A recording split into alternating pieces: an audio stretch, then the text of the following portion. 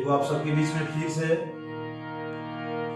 हम आप सबके प्यारा दुलारा आनंद तिवारी छोटा भोजपुरी सिंगर और हमारे मित्र शशि यादव जी, हमनी के दोनों आदमी के परिश्रम बा, एगो प्रयास बा आप सबके बीच में निर्गुण के रूप में प्रस्तुति दे रहा बा।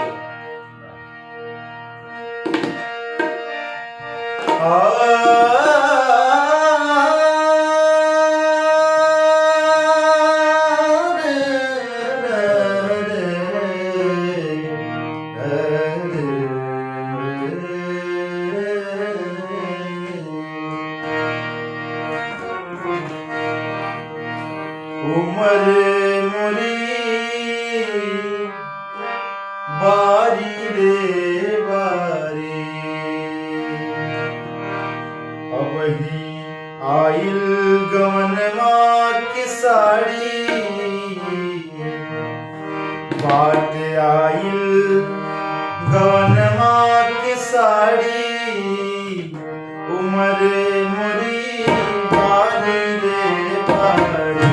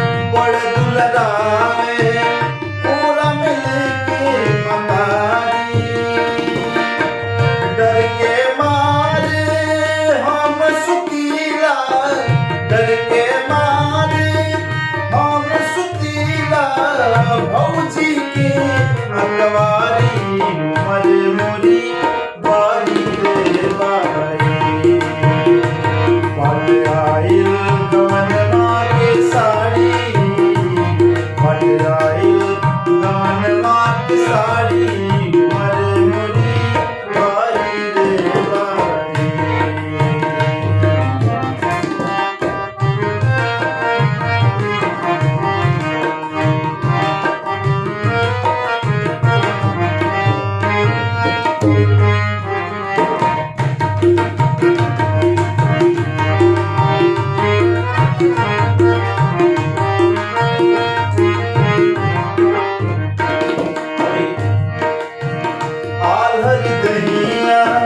छोटी अकेलिया पिया की भैया